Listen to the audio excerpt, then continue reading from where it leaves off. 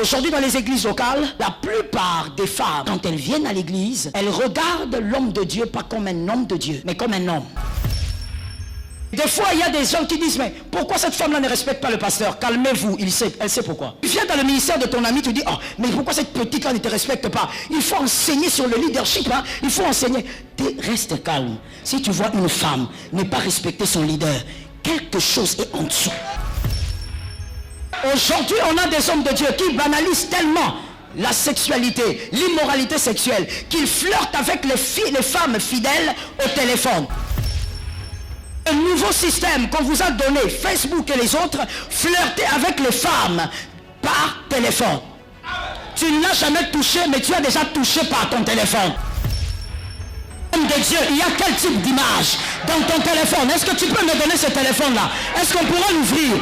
Quel type d'image il y a dans ton téléphone? Tu as la poitrine des femmes, tu as les postérieurs des femmes, mais dans ton téléphone. Et tu te fais appeler homme de Dieu. Que l'Éternel nous délivre du mal. Que Jésus nous sorte des ténèbres. Je vais te dire ça, je vais un peu vite en besogne. Je vais te dire, monsieur, si tu es marié, tu tombes toujours dans la même chose. Tu ne pourras même pas aider ta femme à te pardonner. Même Dieu pardonne-t-il celui qui vient se repentir, s'il vous plaît, tout le temps pour la même chose? Tu as un problème de transformation. La repentance est suivie de la transformation. Une repentance sans transformation est une distraction.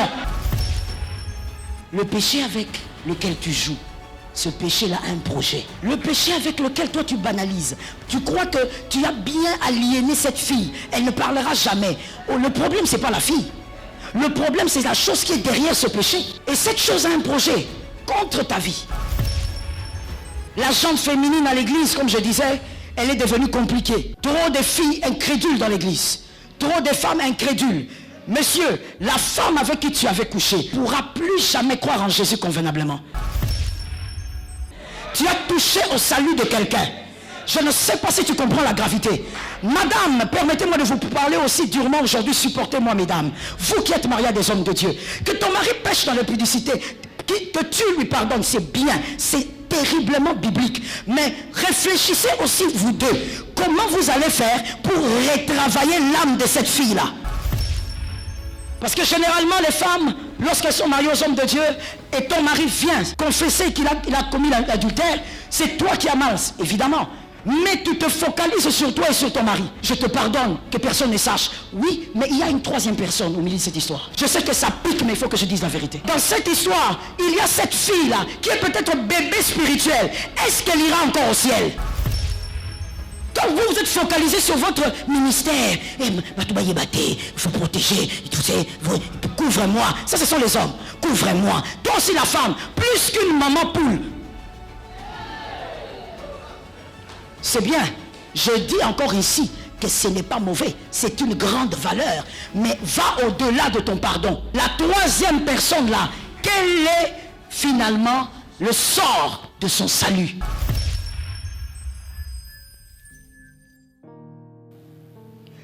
On nous a beaucoup prêché. La chair est faible, c'est qui est disposée. Alors qu'il est aussi écrit. La Bible, il est écrit, il est aussi écrit. Il est aussi écrit que tu n'as pas besoin seulement de te focaliser sur ce verset. La chair est faible, l'esprit est disposé. Il est aussi écrit. En réalité, en l'homme, c'est l'esprit. Le souffle du Dieu tout-puissant. Qui voudrait simplement dire que donc l'esprit est prépondérant par rapport à l'humanité. L'esprit devrait dominer sur notre humanité. Et nous avons un avantage au-delà de ce verset, c'est qu'en réalité, celui qui vit en toi est plus fort que celui. Le Saint-Esprit est en toi. Le Saint-Esprit te capacite. Si le salut, la croix, la mort à Golgotha a été capable de nous accorder le salut éternel, comment est-ce que la même croix est incapable de te sortir de l'impudicité, de te sortir de l'adultère? Est-ce que quelqu'un m'entend? Nous sommes prédicateurs ici, on ne parle pas aux fidèles. Alors je suis sûr que pour certaines choses, je peux seulement les dire et passer. Comment ça se fait que tu prêches à tes fidèles que voici la croix sauvée? On a le salut, on a l'éternité. Mais comment es-tu incapable de croire toi-même que cette croix peut te délivrer de la puissance et de l'impudicité. La puissance de l'adultère. Aujourd'hui, il y a une telle banalisation par rapport à l'immoralité sexuelle qu'il y a un grand danger qui est en train de se placer que peut-être vous ne voyez pas. Mais le danger, il est là.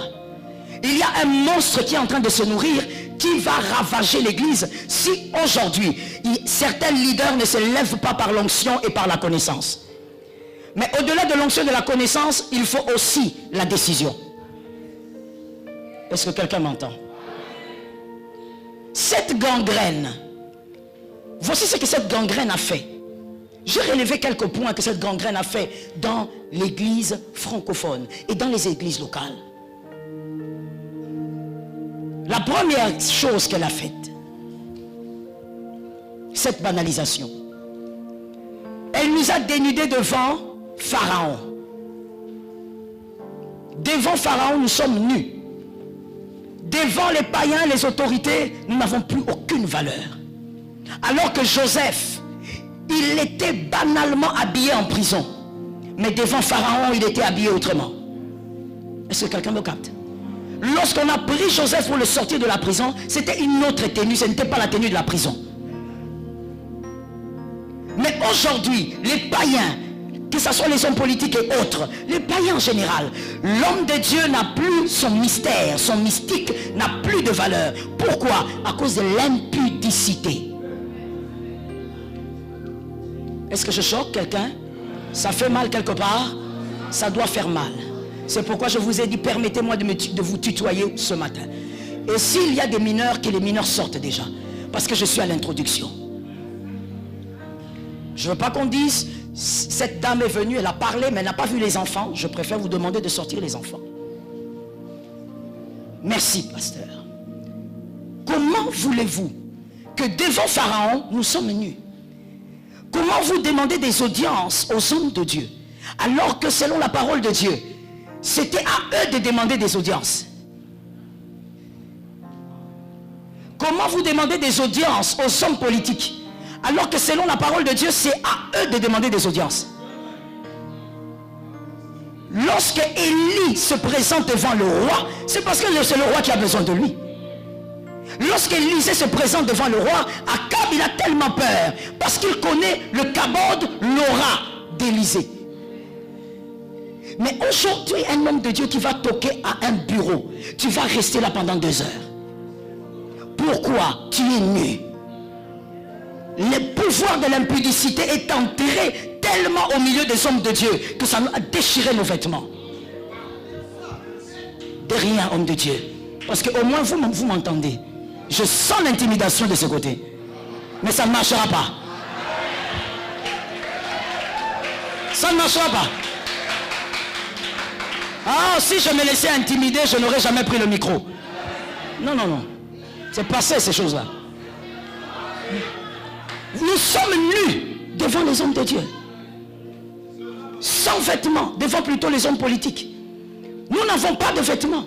Joseph est venu avec un vêtement propre, un vêtement capable d'être reçu dans la cour. Mais aujourd'hui, et nous sommes là en train de revendiquer notre position. Un prophète ne parle pas de lui. Quand je parle d'un prophète, je suis en train de parler de tous les hommes de Dieu. Je prends le prophétique comme une position royale. Donc il ne faut pas me dire, moi je suis docteur, je suis dans une autre dimension. Un prophète ne parle pas de lui. Un prophète, il se fait annoncer par son aura. Mais aujourd'hui, nous sommes en train de revendiquer. Nous sommes les hommes de Dieu de Brazzaville. On doit nous écouter. Papa, le problème c'est que le caleçon est descendu.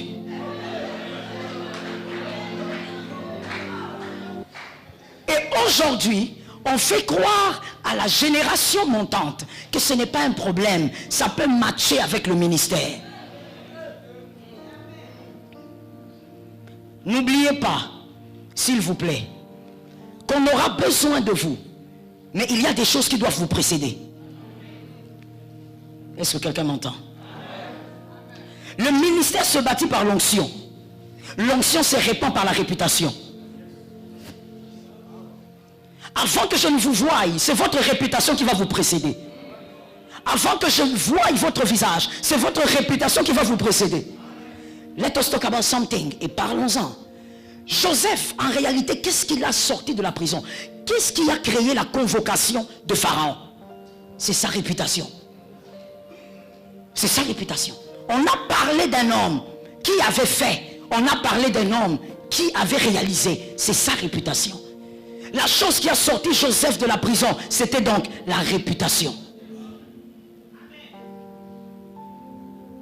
Aujourd'hui, nous banalisons la réputation, mais qu'Adonai nous guérisse en nos intelligences. Voilà pourquoi, malheureusement, aujourd'hui, autour des rois, autour des présidents, il y a très peu de prophètes spectaculaires. Pourquoi? Parce que le roi ne cherche pas d'abord le spectacle. Le roi s'attache à celui qui a une réputation. Je choque? Je choque ou je choque pas? Je sais qu'on me suit partout, mais je vais le dire. C'est comme ça qu'aujourd'hui, dans certaines nations, on dit, ah, mais pourquoi le président est entouré de cet homme-là? Il n'a même pas l'onction.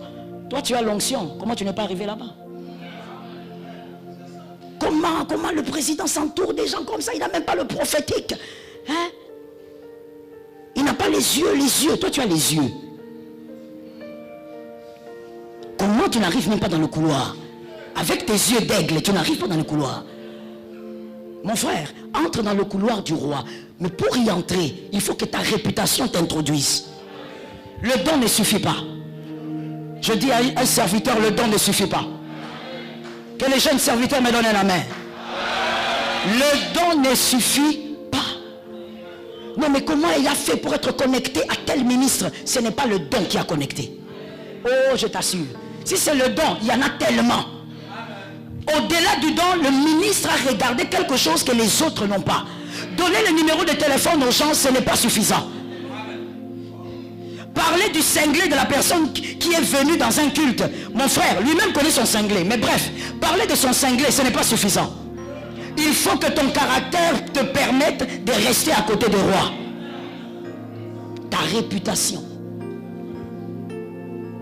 Il y a des choses avec lesquelles on ne négocie pas. Comme la réputation.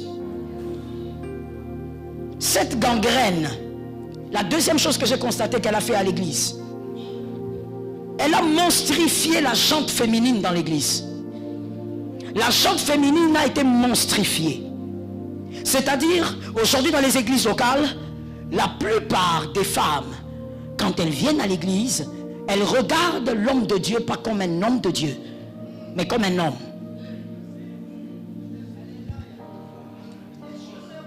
Et des fois, il y a des gens qui disent, mais pourquoi cette femme-là ne respecte pas le pasteur? Calmez-vous, elle sait pourquoi. Calmez-vous. Toi, tu es pasteur, visiteur, tu viens là. Nous sommes au milieu des hommes de Dieu. Donc on vous invite souvent, je le sais. Tu viens dans le ministère de ton ami, tu dis, oh, mais pourquoi cette petite-là ne te respecte pas? Il faut enseigner sur le leadership, hein? Il faut enseigner. Reste calme. Si tu vois une femme ne pas respecter son leader, quelque chose est en dessous.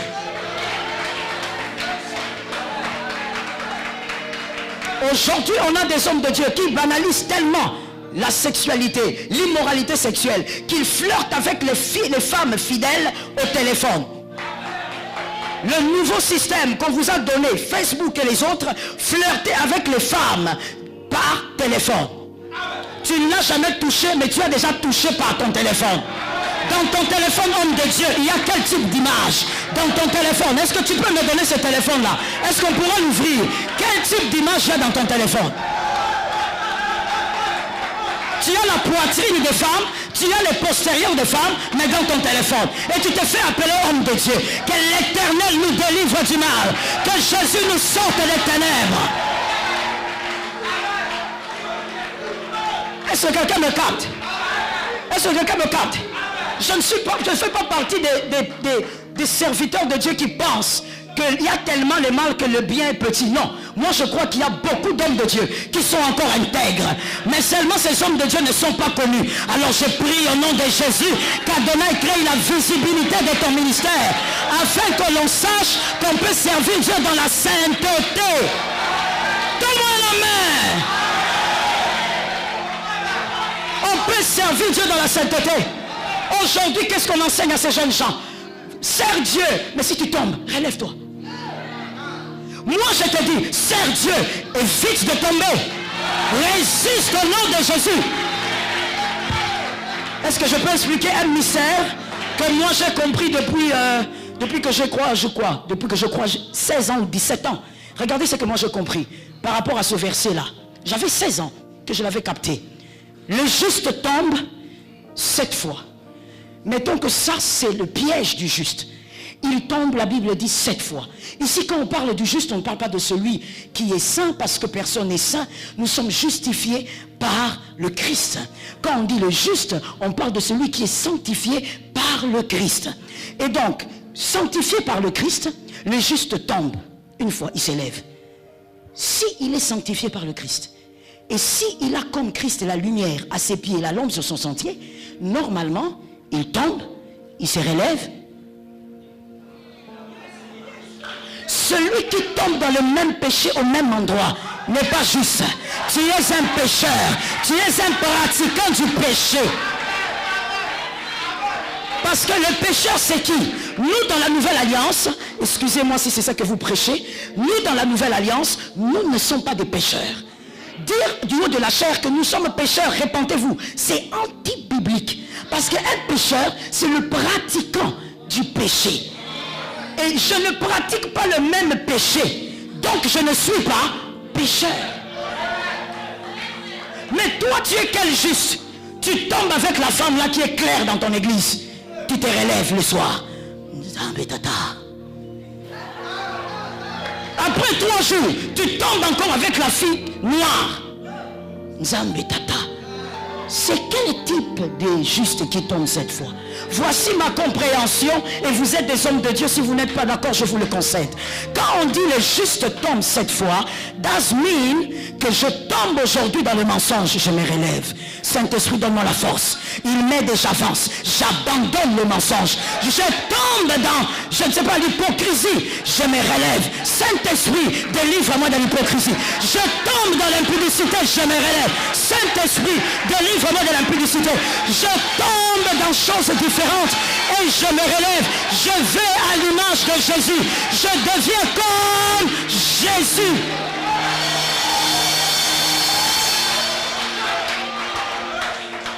C'est quelle théologie? Où tu dois tomber au même endroit, frère. Je vais te dire ça, je vais un peu vite en besogne. Je vais te dire, monsieur, si tu es marié, tu tombes toujours dans la même chose. Tu ne pourras même pas aider ta femme à te pardonner. Et s'il vous plaît, je suis au milieu des hommes de Dieu, mais corrigez-moi si je commets une erreur. Même Dieu pardonne-t-il celui qui vient se repentir, s'il vous plaît, tout le temps pour la même chose? Tu as un problème de transformation. La repentance est suivie de la transformation. Une repentance sans transformation est une distraction.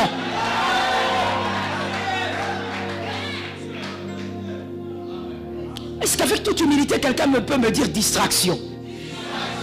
Une repentance sans transformation, c'est une distraction. Alors toi, comment tu peux être là, en train de tomber au même endroit? Tu t'encourages. Écoute, maintenant moi j'ai un problème avec toi, et c'est une question, tu n'es pas obligé de répondre. Le juste tombe 7 fois, il se relève. Maintenant toi tu es tombé 8 fois. Je sais que c'est une figure de style, mais je sais aussi ce que je suis en train de dire ici. Dis-moi, tu es tombé 10 fois. Attention, vous connaissez l'erreur de Samson. La pire bêtise de Samson, c'est que Samson avait cru que comme toutes les autres fois, lorsque tu tombes dans un péché, évite de dire comme les autres fois. Il y a un jour où tu ne te tiendras pas debout. Je connais un homme de Dieu, malheureusement. Je dis malheureusement, pas parce que je le connais, mais malheureusement pour ce que je veux dire dans la suite. Il tombait avec les femmes à l'église, beaucoup. On a pratiquement tout fait, humainement parlant. Et même son père spirituel s'est désengagé parce qu'il était trop dans l'impudicité. Alors un jour, il voit une dame, nouvelle dame venir à l'église, et comme d'habitude, il voulait encore prendre sa proie. Et il a pris sa proie. Et vous savez, les bons parleurs sont dangereux. Madame, si ton mari est un bon parleur, prie beaucoup pour lui. Faut pas seulement dire, moi, mon mari est un homme de Dieu, il est éloquent. Prie beaucoup pour lui. Il a attrapé encore sa proie dans son piège. Mais cette fois-là, c'était la chute de Samson. Un homme avec des grâces extraordinaires. My goodness. Un homme avec une profondeur dans la parole. Mais quand il va avec elle, après quelque temps, on l'a vu, il a disparu. Même nous, il ne venait pas nous chercher. Et puis mon mari, qui lui a un cœur incroyable, il a commencé à chercher cet homme. Et il est allé le voir, alors que la plupart des hommes de Dieu l'avaient un peu lâché. Il est allé le voir, et mon mari m'annonce la fatalité. Il avait le sida. Le péché avec lequel tu joues, ce péché-là a un projet.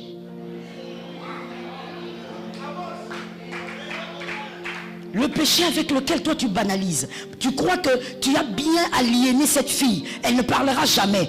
Oh, le problème c'est pas la fille, le problème c'est la chose qui est derrière ce péché. Et cette chose a un projet contre ta vie. Que Jésus nous donne la victoire. Deutéronome 18, 1, 2. Je ne veux pas passer sans dire ça. Deutéronome 18, 1, 2. Dieu dit que les Lévites et les sacrificateurs ne doivent pas avoir leur héritage au milieu de leurs frères. Dieu dit que les Lévites et les sacrificateurs, leur héritage ne soit pas partagé avec des frères. Oh, quelle haute intelligence. Pour dire qu'un sacrificateur, même s'il a un frère, le frère ne devrait pas avoir la même chose que lui parce que lui est un mystère. Le sacrificateur est une mystique.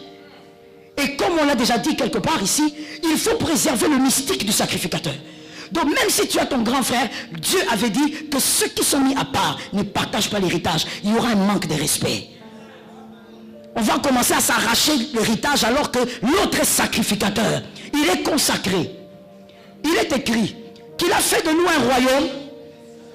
C'est-à-dire, et toi et ton fidèle le plus petit, vous êtes dans un royaume de sacrificateurs. Mais il est aussi écrit que Christ est allé dans les hauteurs.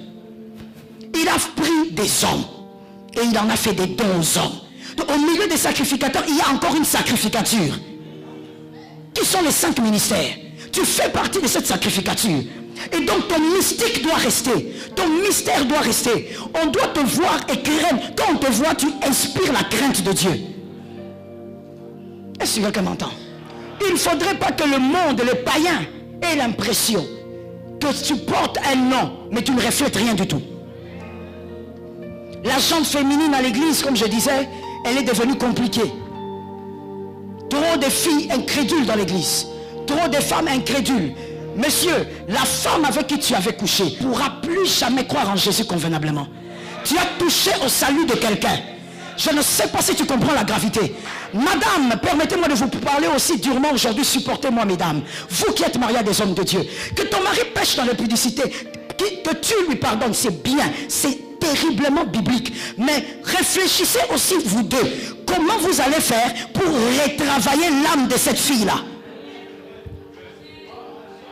Parce que généralement, les femmes, lorsqu'elles sont mariées aux hommes de Dieu, et ton mari vient confesser qu'il a commis l'adultère, c'est toi qui as mal, évidemment.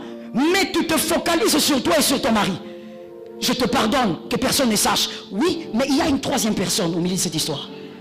Il y a une troisième personne au milieu de cette histoire. Je sais que ça pique, mais il faut que je dise la vérité. Dans cette histoire, il y a cette fille-là, qui est peut-être bébé spirituel. Est-ce qu'elle ira encore au ciel? Quand vous êtes focalisé sur votre ministère, il faut protéger, couvre-moi. Ça, ce sont les hommes. Couvre-moi. Toi aussi, la femme, plus qu'une maman poule. C'est bien. Je dis encore ici que ce n'est pas mauvais. C'est une grande valeur. Mais va au-delà de ton pardon. La troisième personne là, quel est finalement le sort de son salut? Dans mon ministère, je ne sais pas pour vous, mais dans la plupart des cas, des filles qui ont subi ce genre de choses avec les hommes de Dieu, ce sont des filles qui ont une foi qui est presque inexistante. Elles ont perdu leur foi. Coucher avec un sacrificateur, c'est toucher à l'interdit. C'est toucher à un feu. Écoute, c'est comme une personne qui a vu la nudité de son père. il y a quelque chose qui a bougé dans sa tête. Cette fille ne sera plus jamais la même personne. Même si vous l'avez marmaillée, elle vient à l'église, vous jouez avec son intelligence, vous manipulez, vous aliénez son intelligence. Sachez que cette fille, à l'intérieur d'elle, elle est quelqu'un d'autre. Est-ce que quelqu'un m'entend? Que j'avance? J'ai connu des filles comme ça, qui malheureusement, le diable est passé par là, parce qu'évidemment le diable va passer, c'est une grande brèche. Le diable est passé par là, ces filles sont devenues des tireuses d'hommes de Dieu.